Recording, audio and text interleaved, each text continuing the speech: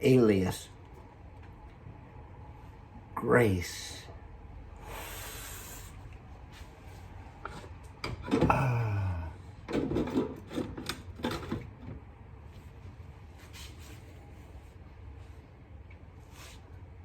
I wear this Michigan State, what do you call it? Sweatshirt, I suppose. They change names of everything so much, I don't know what anything is anymore. Like that. It's a champion. That makes it official. I think this was like a $40 sweatshirt when I bought it the second time.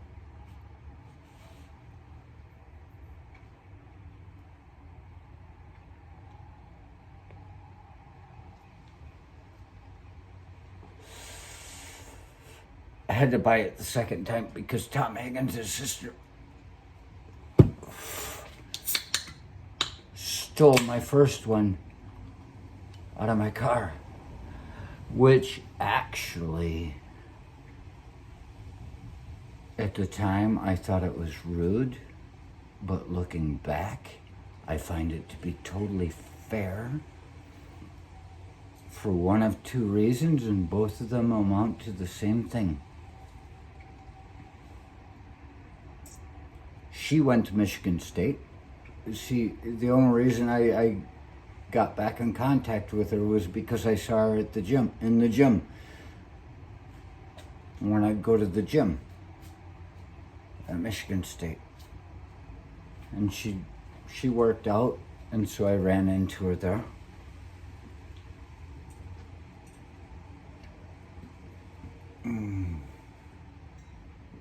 I let the ghost go. I talked too long.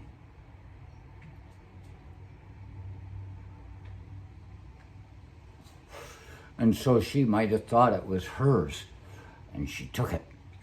That's the only explanation I know who took that fucking sweatshirt.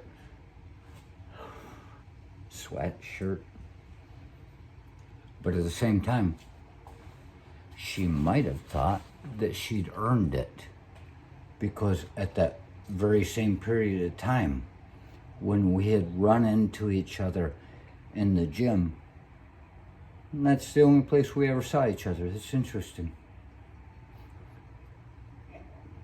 We were always friends, but never friends. She found out that I was taking the health and nutrition class at the school, taught by a very good professor. Somebody that seemed to know what they're doing. I have to say that so it makes me more believable. But she said, "Oh, you're taking that? I had her class. You want my notes?" I'm like, it almost seemed like cheating. Yes, because it's not cheating. The one thing I have never fucking put into a university when I was at any of them was that I have a learning disability.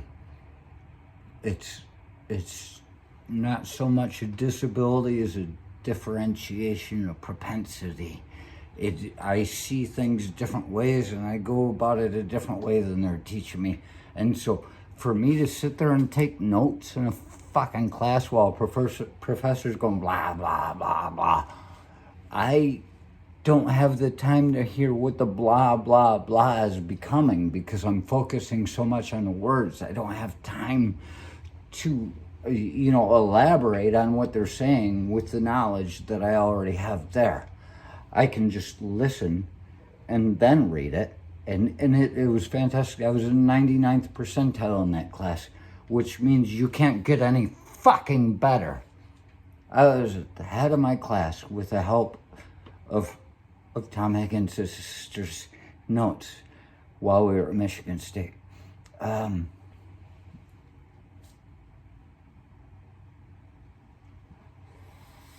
Learned all kinds of stuff in that class. But I put the shirt on and I talk about her because, look at it. It's like falling apart. This is the second one that I got. I had to replace it. It's a good shirt. I rode across some lake in Boyne Highlands, Boyne Falls, Boyne Highlands, in a canoe with a shirt on once, while in pouring rain with swans attacking. I never have had to hit a swan with an oar. I think they fucking know just that last. I think they see the line. Don't cross it. Because I've been close to having to fucking just beat a swan that's attacking me in a canoe. Why do you think I don't like going in canoes? Something shitty always seems to happen. But, yeah, this shirt made it through that. And if she hadn't claimed her due or stole my shirt, whichever way it goes, which is either way totally understandable, not just forgivable, understandable. You got it, it's yours. Then I would be wearing a rag shirt right now. It would have been worn down if I hadn't had to have replaced the first one. Oh my gosh. Still a good shirt for November. People look at Michigan State. They look at University of Michigan. And they act like their fucking enemy is. And all these people say, oh, you got that shirt on? It's just a fucking shirt. They say you like them, and I'm thinking, you're more interested in the football team than the education. And I just ended up at Michigan State because I ended up there. I didn't choose them. Mike Dutcher chose me. So I went to Michigan State.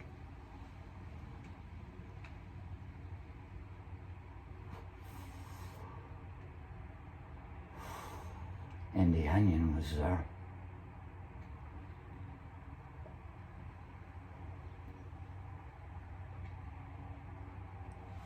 But when I look at this shirt, I don't think of the football team.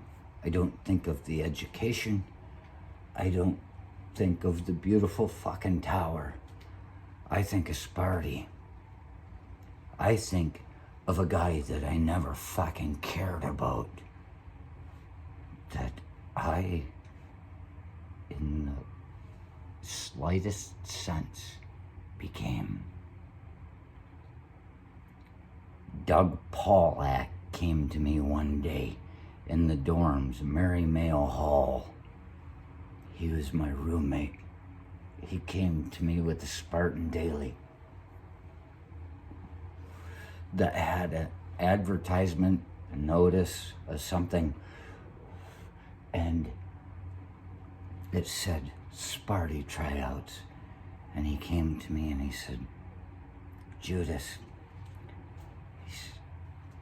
this has always been a dream of mine, but I knew I could never do it. But I think you can. And I looked at that fucking article, and it was Sparty tryouts for the mascot for Michigan State University. You never saw him do that because I didn't become him. But I looked at it, and it said that the winner and the first runner-up, who becomes the alternate in case the original Sparty can't make it. They need two. Sometimes you need a day off. You can't run a business where only one person knows the job. So they got to go to the Big Ten cheerleading camp in the summer. The Big Ten cheerleading camp. And here I was, a single guy that just couldn't get laid. And I'm thinking, if I were to become Sparty, or even the alternate,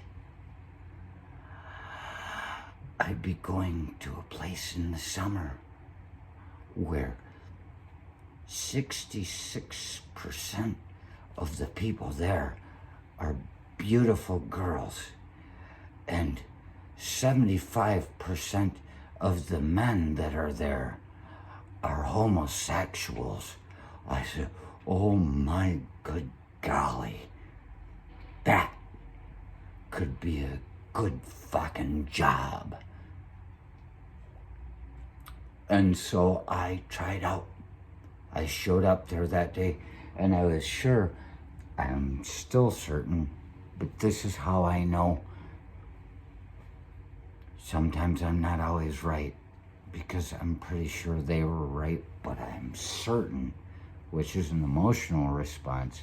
It doesn't allow for your fucking brain to accept. Your body's saying, I'm certain. It's an emotive response.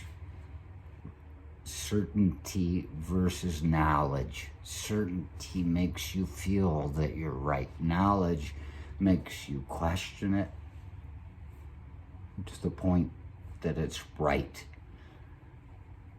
I'm certain that it said, do not bring a tape of music to dance to.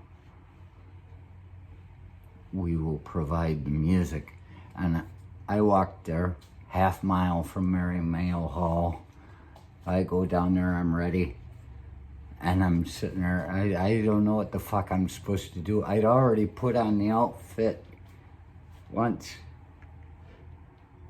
And then we get there to tryouts, and because they had us put it on, it fit me like a glove. And sitting there, and they said, okay. And they start calling people in, and they've got tapes, and I'm like, we weren't supposed to bring our own tape, right? And oh no, you have to. You have to have your own music. And I'm sitting there, and I said, holy fuck, I don't have any music. I am not prepared for this at all. And so I said, ha. And there were like 2 or 3 people left in front of me. And being that I was an athlete, taking a tumbling class and being called Grace, I got up and I ran like a motherfucker to Mary Mayo Hall, and I grabbed the damn Guns N' Roses Welcome to the Jungle Appetite for Destruction tape out of my tape player, and then I ran back. I showed up in a fucking broiling sweat, and as soon as I got in there, they said, Judas. I said, Elderquist. And they said, and I put on the fucking outfit, sweating. The next person after me had a fucking sweating fucking outfit, because I just run a half mile in about, or a mile in about 5:30. It's not a great time, but I had to keep my stamina. I had further things to do after I arrived. You don't fucking run out all your energy and not be there for the fight.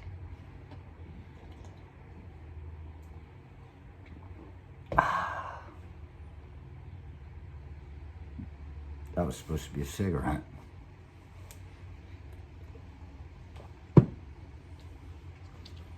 And so I come back with Appetite for Destruction. And I played Welcome to the Jungle, and I did a dance. And I dropped down in the Sparty outfit with that big fucking head, and I did push-ups. And so the Guns N' Roses thing, I did that. And I don't know what the fuck, I never cared about Sparty. He disturbed me.